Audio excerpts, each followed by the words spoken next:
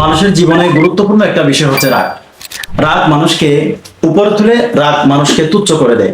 আল্লাহর প্রিয় মেহবুব সাল্লাল্লাহু তাআলা আলাইহি ওয়াসাল্লাম হাদিসে মুবারাকার মধ্যে ইরশাদ করে, হযরত আবু হুরায়রা রাদিয়াল্লাহু তাআলা আনহু বলে, আল্লাহর মেহবুব নবী বলে, তোমাদের মধ্যে ওই ব্যক্তি শক্তিশালী নয় যে কুস্তির মধ্যে জয়লাভ করতে পারে। তোমাদের মধ্যে ওই ব্যক্তি শক্তিশালী যে রাগের সময় নিজেকে নিয়ন্ত্রণ করতে পারে। সুবহানাল্লাহ। আমাদের সমাজে, আমাদের পরিবারে, আমাদের চলাফেরায়, আমাদের অফিস আদালতে, আমাদের কর্মক্ষেত্রে আমরা রাগের কারণে অনেক সময় হেরে যাই। আমরা রাগের সময় অনেক সময় প্রতিশোধ নিতে যাই। রাগের কারণে আমরা অনেক সময় অন্যায় করে থাকি।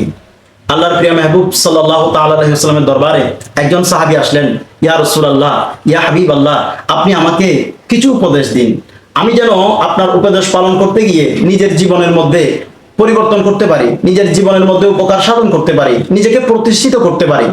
আল্লাহর প্রিয় মেহবুব সাল্লাল্লাহু তাআলা আলাইহি ওয়াসাল্লাম ওই সাহাবীকে বলে, বান্দা, আমার উম্মত, তুমি রাগ করো না।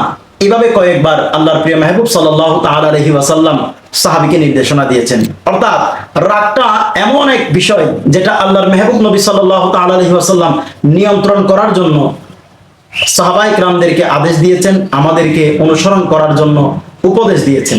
আল্লাহ পাক আমাদেরকে এই রাগ নিয়ন্ত্রণ করার জন্য তৌফিক দান করুন।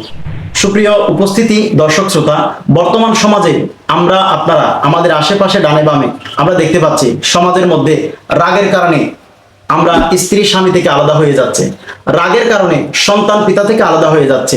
আমাদের রাগের কারণে আমরা অনেকে নিজের জীবনকে শেষ করে দিচ্ছি। রাগের কারণে আমরা অনেক সময় নিজের প্রতিষ্ঠিত বিভিন্ন ব্যবসা বাণিজ্য, আমাদের সংসার, আমাদের আশেপাশে আমরা যেগুলো কষ্ট করে অর্জন করেছি, আমরা যে কষ্ট করে অবস্থান তৈরি করেছি, শুধুমাত্র রাগের কারণে, প্রতিশোধ পরায়ণ হওয়ার কারণে আমরা সেগুলো নষ্ট করে দিচ্ছি। আসুন আমরা প্রিয় নবী সাল্লাল্লাহু তাআলা আলাইহি ওয়াসাল্লামের উপদেশ গ্রহণ করি। আল্লাহ পাক আমাদেরকে রাগ নিয়ন্ত্রণ করার তৌফিক দান করুন।